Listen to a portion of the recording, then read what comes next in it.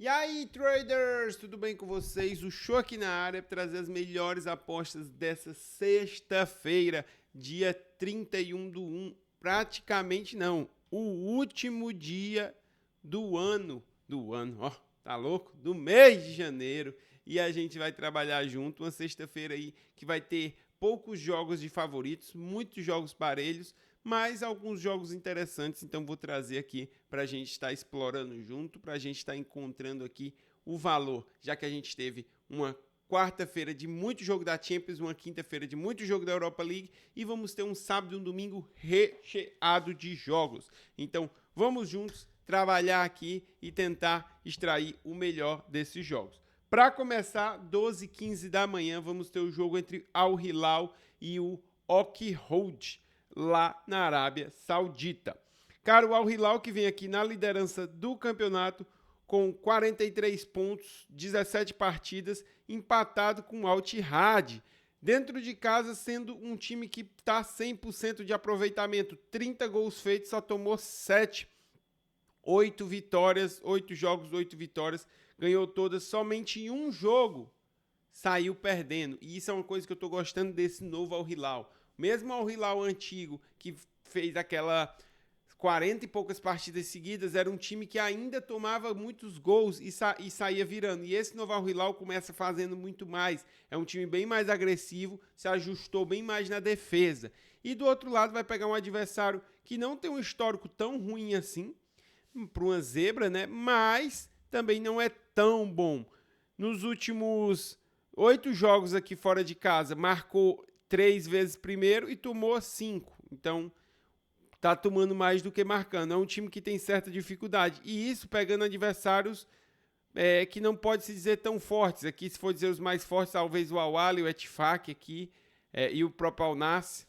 Os outros são adversários mais tranquilos. No Al-Nassr saiu marcando e depois tomou a virada. Cara, pra mim é um jogo pra vitória do Al Hilal. É um jogo pra tentar esse layoff hold aqui. E o Al Hilal realmente é um time muito forte. Quando a gente vê aqui no primeiro tempo, o Al Hilal não cai muito, cara. É um time que tem uma tendência muito over HT. Se a gente for ver aqui em todos os jogos saiu over HT. Então isso é muito bom. Apesar de ter esse jogo aqui que ele tomou e empatou, é um time que não tende a deixar para o segundo tempo, que já tenta resolver no primeiro. Eu gosto disso. Já o time aqui é um time que já tem alguns 0-0 aqui, mas também tem uma boa quantidade de gol no primeiro tempo. A gente vê aqui, ó, 15 gols de cada lado. A diferença é que aqui está equilibrado e do Al Hilal é 14-1.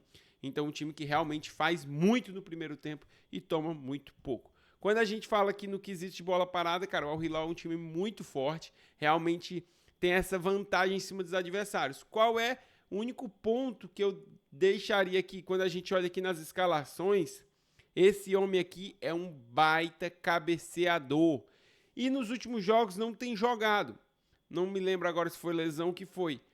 Aleksandar Mitrovic. Cara, ele cabeceia bem, é um jogador alto, forte, jogador que tem uma boa domínio dentro da área, então ele faz muita diferença na bola aérea do Al Hilal, muita diferença mesmo. Marcos Leonardo, grande jogador, tá fazendo muito bem no ataque, veio quase que de falso 9 no último jogo, foi bem, fez seus gols, até pegamos o gol dele aqui numa super odd que eu mandei no Telegram, mas pra bola aérea não é igual o Mitrovic. Cara, pra mim, como centroavante, o grande centroavante do Al Hilal é o Mitrovic. Ele é muito bom nisso, então faz diferença. Muita diferença se esse cara tá em campo pra bola aérea. Posso vir trabalhar sim aí as bolas paradas do time do Al Hilal. 2 horas da tarde vamos ter o jogo aqui do Eyüpspor contra o Sivasspor. Cara, o time do Eyüpspor é um time aqui que tá fazendo uma temporada bem legal, quarto colocado, tá vindo muito bem. Dentro de casa, principalmente, ó, de 10 partidas, tem 6 vitórias, 2 derrotas e um jogo. Ah, show, mas ele tá em sexto, tá pior. Cara, ele tem uma partida a menos. Se ele ganha, ele faz 23 e volta aqui para quarto e fazendo uma campanha muito parecida com a do Fenerbahçe. Então, tem que respeitar o Eyüpspor, cara. Somente uma derrota, realmente está indo muito bem. 2 empates, 6 vitórias. Uma campanha forte em casa. Uma defesa boa, só tomou 6 gols e fez 18. Beleza, pode não ser o melhor ataque, mas a defesa está muito ajustada. E vai pegar o Sivasspor fora de casa, que aqui já está pelo contrário, um time que tem deixado bastante a desejar no ataque. Somente 9 gols feitos, muito pouco, né? 1 gol por jogo e tomou 20. 6 derrotas, um empate e 2 vitórias. Então, um time que está tendo realmente muita dificuldade. A gente vê aqui, recentemente, o Elfsborg, nos últimos 9 jogos, cara, 3, 6, 7 jogos ele marcou primeiro. Isso é muito bom, isso é uma tendência muito forte. Desde o mês 9, todos os jogos em casa, ele saiu ganhando. E a gente está falando que ele pegou Fenerbahçe, a gente está falando que ele pegou Atayaspor, Göztepe, que é o time que estava bem.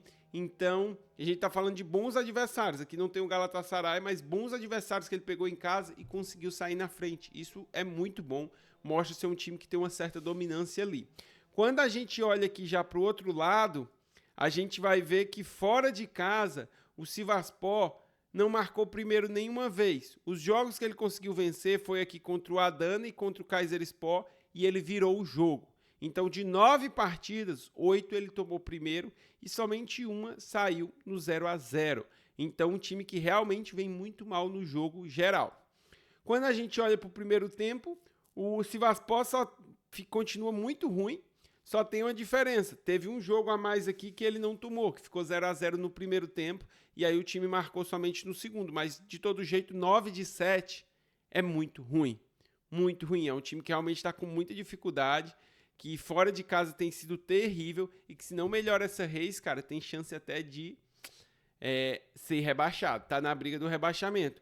Já o Elfsborg dentro de casa cai um pouco, né, faz bastante gol no segundo tempo, a gente vai ver aqui, ó, tipo esse do Samsunspor aqui, ele fez o gol no segundo tempo.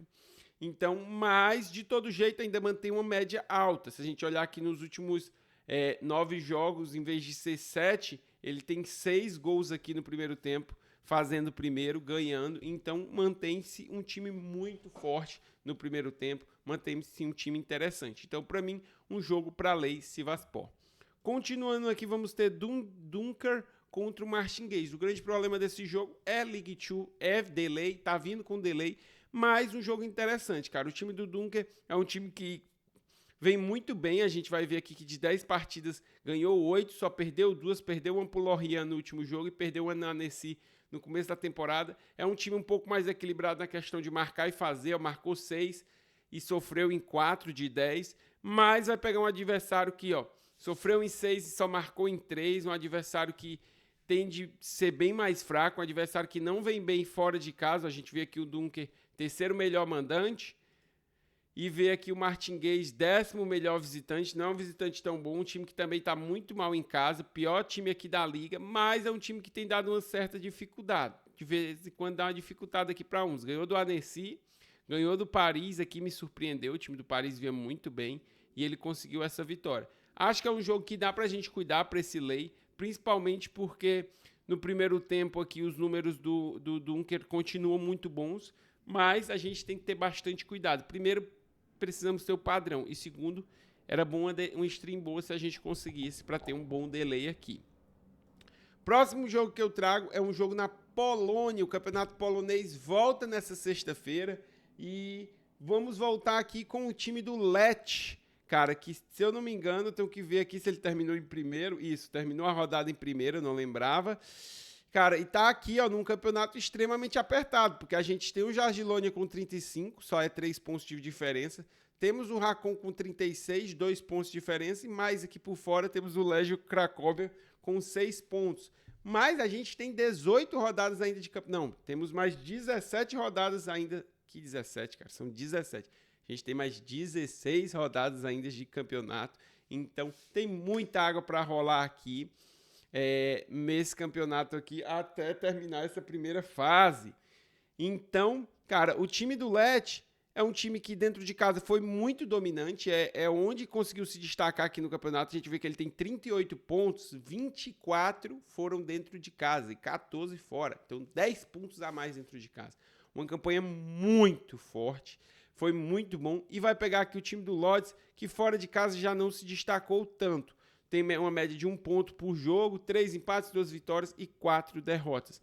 Quando a gente olha aqui as estatísticas do Lech, 9 jogos, ele só perdeu pro Motolubin, o resto venceu todas as partidas. Em todas as 9 saiu marcando primeiro. Esse do Motolubin tomou virada. Isso é muito bom. Muito bom mesmo, um time que começa com domínio. Do outro lado, a gente tem um time que tem 2 vitórias, mas em 8 jogos tomou primeiro. Inclusive, nos 2 que ganhou, foi de virada, mas tomou o gol primeiro. E somente num aqui que ele conseguiu o empate, que ele conseguiu sair marcando na frente. Quando a gente traz para o primeiro tempo, as estatísticas do time do Lotus não mudam, porque é um time bem over no HT. Então ele continua tomando em 8 e só marcou em 1. Em todos os jogos saiu gol no HT. Já no time do LED aqui, a gente tem 7, que antes era 9. Então teve 2 jogos que ficou no 0-0 aqui, contra aqui o Pogon e contra o Slack. Então os outros ele marcou. Continua sendo um time bem over HT, bem agressivo no primeiro tempo, então eu continuo gostando para tentar trabalhar esse Lay Lodges. Cuidado, aqui tem bastante delay, mas talvez um dos melhores jogos aqui pelo fator odd em relação a ter uma boa oportunidade a favor do favorito. Lógico, o Arrilau é muito mais dominante, mas tu também está falando de um odd aqui 1,20 agora que deve estar lá.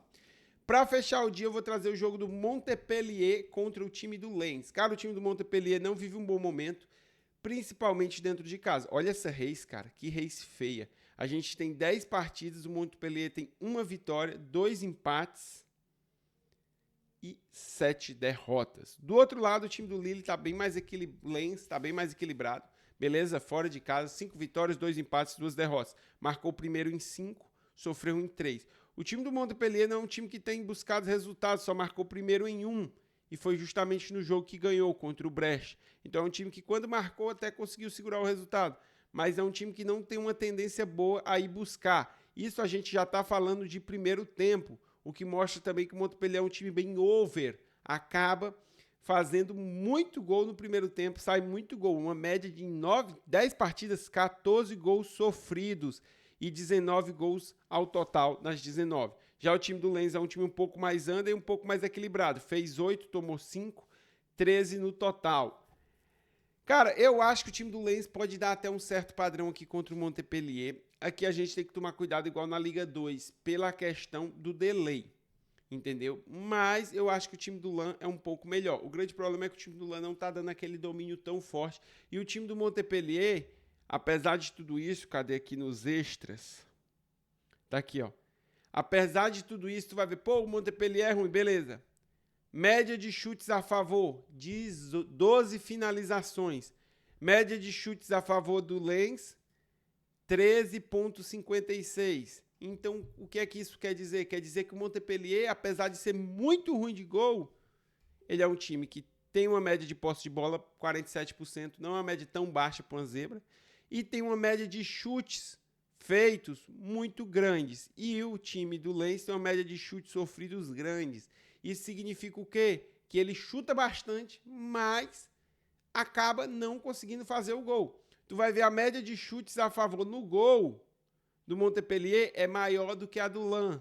Isso quer dizer o quê? Cara, que o Montpellier até produz muito ataque, ele até ataca bastante, mas não consegue fazer os gols. Os atacantes são muito ruins. Então, isso me incomoda, porque isso aqui significa que eu vou ter geralmente, se a gente puxa para a média, um padrão difícil de jogo. E com delay, complica muito. Só para poder trazer aqui uma comparação, ó, olha aqui, ó, 20 chutes contra 12. A gente já tem uma vantagem bem grande aqui para o time do Lens. Deixa eu pegar até um time que está pior aqui, aqui é 13 contra 10, tá ok. 20 contra 15. Então a gente tem que ter essa visão. Tem que levar em consideração também que aqui vai ter vários jogos parelhos.